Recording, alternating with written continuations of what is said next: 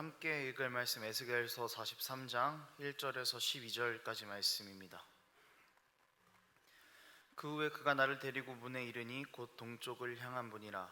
이스라엘 하나님의 영광이 동쪽에서부터 오는데 하나님의 음성이 많은 물소리 같고 땅은 그 영광으로 말미암아 빛나니 그 모양이 내가 본 환상 곧 전에 성읍을 멸하러 올 때에 보던 환상 같고 그 발 강가에서 보던 환상과도 같기로 내가 곧 얼굴을 땅에 대고 엎드렸으니 여호와의 영광이 동문을 통하여 성전으로 들어가고 영이 나를 들어 데리고 안뜰에 들어가시기로 내가 보니 여호와의 영광이 성전에 가득하더라. 성전에서 내게 하는 말을 내가 듣고 있을 때에 어떤 사람이 내 곁에 서 있더라. 그가 내게 이르되 인자야, 이는 내 보좌의 처소, 내 발을 두는 처소, 내가 이스라엘 족속 가운데 영원히 있을 곳이라. 이스라엘 족속 그들과 그들의 왕들이 음행하며 그 죽은 왕들의 시체로 다시는 내 거룩한 이름을 더럽히지 아니하리라. 그들이 그 문지방을 내 문지방 곁에 두며 그 문설주를 내 문설주 곁에 두어서 그들과 나 사이에 겨우 한 담이 막히게 하였고 또 그 행하는 가증한 일로 내 거룩한 이름을 더럽혔으므로 내가 노하여 멸망시켰거니와 이제는 그들이 그 음란과 그 왕들의 시체를 내게서 멀리 제거하여 버려야 할 것이라. 그리하면 내가 그들 가운데 영원히 살리라. 인자야, 너는 이 성전을 이스라엘 족속에게 보여서 그들이 자기 죄악을 부끄러워하고 그 형상을 측량하게 하라. 만일 그들이 자기들이 행한 모든 일을 부끄러워하거든 너는 이 성전의 제도와 구도와 그 출입하는 곳과 그 모든 형상을 보이며 또 그 모든 규례와 그 모든 법도와 그 모든 율례를 알게 하고 그 목전에 그것을 써서 그들로 그 모든 법도와 그 모든 규례를 지켜 행하게 하라. 성전의 법은 이러하니라. 산 꼭대기 지점의 주인은 지극히 거룩하리라. 성전의 법은 이러하니라. 아멘. 화룡점정이라는 사자성어가 있습니다. 옛날 중국 양나라에 장승효라는 사람이 안락사라는 절에 용 2마리를 그렸습니다. 그런데 장승효는 그 용을 그릴 때에 그 용의 눈을 그리지 않았습니다. 이것을 이상하게 여긴 사람들이 장승효에게 물었습니다. 왜 용의 눈을 그리지 않았나요? 그러자 장승효는 용의 눈을 그리게 되면은 용이 살아서 날아가기 때문에 그리지 않았다라고 이야기를 했습니다. 사람들은 당연히 그 말을 믿지 않았습니다. 그래서 장승효는 2마리 중에 1마리의 용의 눈을 그려 넣었고 그 용이 벽에서 나와서 하늘로 날아갔다는 전설이 있습니다. 이런 전설 때문에 화룡점정이라는 사자성어의 뜻은 가장 중요한 것을 마무리 지음으로 일을 완성시킨다라는 뜻을 가지고 있습니다. 오늘 본문의 내용을 보면은요, 화룡점정이라는 사자성어와 딱 들어맞는 그런 상황입니다. 하나님께서는 이스라엘 백성이 하나님의 뜻대로 살아가기를 원하셨습니다. 정말 선민처럼 하나님의 선택받은 백성처럼 하나님의 영광을 열방 가운데 드러내는 그런 백성이 되기를 원하셨습니다. 하지만 이스라엘은 그런 하나님의 바람대로 살지 못했습니다. 우상을 숭배했고 지도자들은 자신들의 뱃속만 챙기는 그런 포악함들을 보였습니다. 하나님은 더 이상 그런 이스라엘과 함께하지 않으셨습니다. 그렇게 에스겔 10장에서 하나님은 성전을 떠나가시는 모습이 묘사됩니다. 여러분, 하나님이 떠나버리신 성전은 아무런 의미가 없습니다. 본래 성전은 하나님이 계신 곳이고 그분이 계실 때에만 참 의미가 있기 때문입니다. 성전이 새로 지어질 곳에 하나님의 임재가 가득한 것, 그것을 오늘 본문이 그리고 있습니다.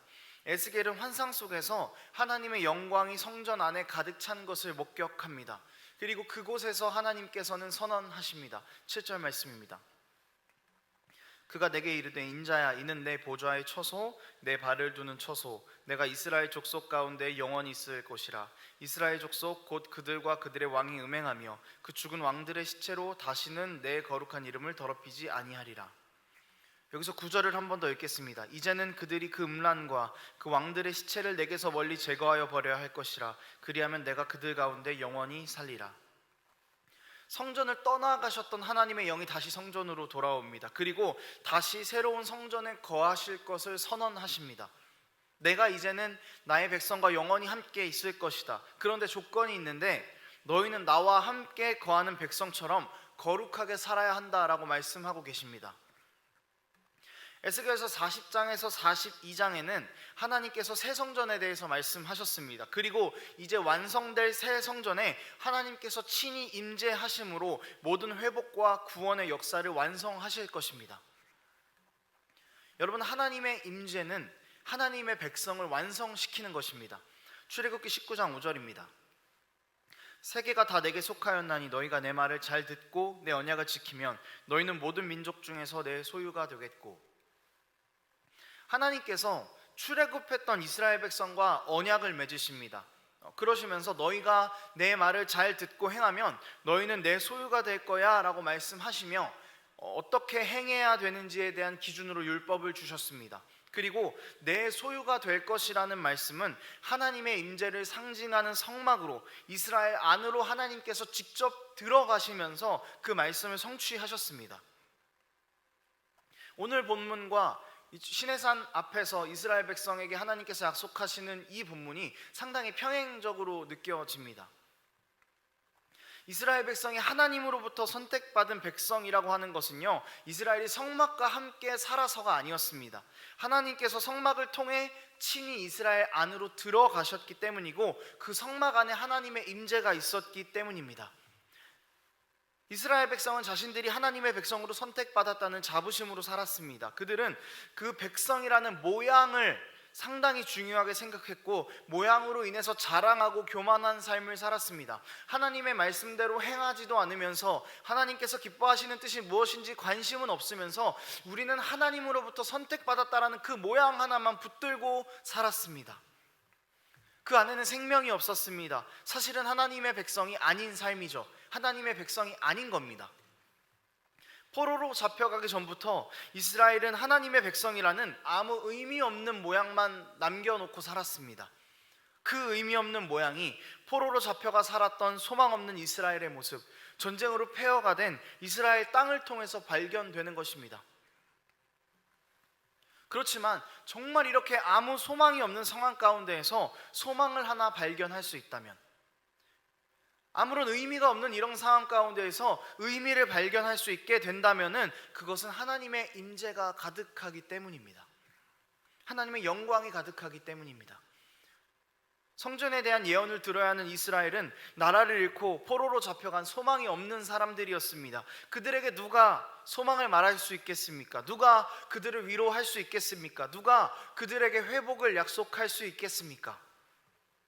처음 너희의 조상들을 불러내어 내 백성으로 삼았던 내가 다시 새로운 성전을 세우고 그 안에 나의 영광이 가득할 것이다 라고 말씀하시는 하나님밖에는 없는 것입니다.